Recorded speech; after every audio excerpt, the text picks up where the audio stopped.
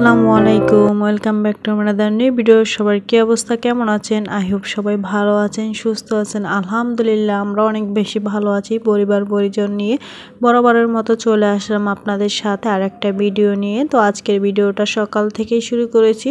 তো সকাল সকালে অনেক বাজার করা হয়েছে। তো আজকে বাসায় মেহমান আসবে, তো মেহমানের জন্য কিছু বাজার করা হয়েছে। তারপর হচ্ছে ফ্রোজেন করেও কিছু রাখবো, সেরকমও বাজার করা হয়েছে। তো এখানেও অনেক রকমের মাছ আনা হয়েছে। তারপর গরুর মাংস, মুরগি, মোটামুটি যা লাগবে মেহমানকে আপ্যায়ন করতে সব কিছু এখানে আনা হয়েছে। আবার কিছুটা মাছ বেশি করে আনা হয়েছে ফ্রোজেন করার জন্য। তো সবগুলি বাজার একসাথে বের করে নিয়ে তারপর এখন খালা কেটে নিবে সব একসাথে। তো খালা কেটে নিবে আর যা কাজ থাকবে তা সব একসাথে পরিষ্কার করে তারপর অলরেডি রান্না বসিয়ে দেওয়ার প্রিপারেশন চলছে। তো ফার্স্টে গরুর মাংসটাকে হাতে মেখে নিচ্ছি। তো গরুর মাংসটা হতে যেহেতু সময় লাগবে তাই গরুর মাংসটাকে আগে হাতে মেখে তারপর রেস্টে রেখে দিব। তো গরুর মাংসটা একটু হাতে মেখে যদি রেস্টে রাখা দেওয়া হয় তাহলে খেতেটা অনেকটাই মজা লাগে। তো যেহেতু বাসায় মেহমান আসবে তো একটু স্পেশালি করে রান্নার চেষ্টা করছি যাতে মেহমানরা খেয়ে বলে অনেক মজা হয়েছে, তাই চেষ্টা করছি। তো এখানে হচ্ছে গরুর মাংসটা একটু হাতে মেখে রেখেছিলাম, তারপরে হচ্ছে এখন কষিয়ে নিচ্ছি ভালো করে। এর মধ্যে মোটামুটি কষানো হয়ে গিয়েছে আলু দিয়ে, তারপর কষিয়ে নিচ্ছি। আর এদিকে হচ্ছে পাট শাকের ডাল রান্না করব।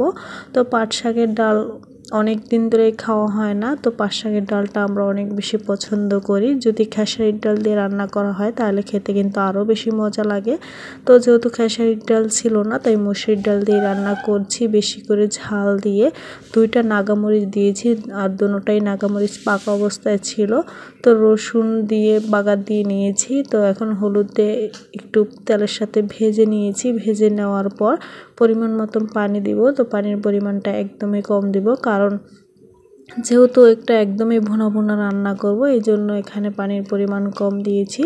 আর পাট শাকের ডালটা ঘন হলেই খেতে অনেক বেশি মজা লাগে। তো আমরা একটু ঘন ঘনই রান্না করি। তো এখানে পাট শাক দিয়ে দিচ্ছি, তিতা পাট। তো অনেকগুলি এখানে ছিল, 1 মোটা শাক সবই একসাথে দিয়েছি। যেহেতু ডালের পরিমাণ বেশি ছিল তাই মাশাআল্লাহ কালারটা খুবই সুন্দর আসছিল। ঝাল ঝাল করে যেহেতু রান্না করছি তাই খেতে অনেক বেশি মজা হয়েছিল ডালটা। আর এদিকে গরুর মাংসটা মোটামুটি হয়ে আসছে, তো লাড়া দিয়ে ঢাকনা মোড়া দিয়েছি। আর অপর পাশে চুলায় হচ্ছে মুরগির মাংসটা রান্না করে নিব। তো অলরেডি মশলাটা মোটামুটি কষানো হয়ে গিয়েছে, অফ ক্যামেরা কষিয়ে নিয়েছি। তো এত কিছু রান্না তো আপনাদের সাথে পুরো শেয়ার করতে গেলে অনেকটাই দেরি হয়ে যাবে, তাই একটু একটু করে আপনাদের সাথে শেয়ার করছি। তো এখন মুরগির মাংসটাকে কষিয়ে নিয়েছি ভালো করে। কষানোর পর পরিমাণ মতন ঝোল দিয়ে দিয়েছি। ঝোলটা দিয়ে ঢাকনা মোড়া দিয়ে কিছুক্ষণ রান্না করে নিয়েছি। তারপর মুরগির মাংসটা হয়ে গিয়েছে। তো মুরগির মাংসটা হওয়ার পরে তারপর এখানে একটা ভাজি করে নিচ্ছি। তো বটবটি দিয়ে আলু দিয়ে 2টা মিলিয়ে একটা ভাজি করে নিয়েছি। আর সবার শেষে একদমই রুই মাছগুলি ফ্রাই করে নিচ্ছি, কড়া করে ডুবো তেলের মধ্যে ফ্রাই করে নিচ্ছি। তো এটা মেহমান আসার কিছুক্ষণ আগে মাছগুলি ভেজেছি। তো এখন মেহমান এসেছে সন্ধ্যার দিকে, তো ওনাদের আসতে অনেকটাই দেরি হয়ে গিয়েছে যেহেতু গ্রাম থেকে আসছে তাই।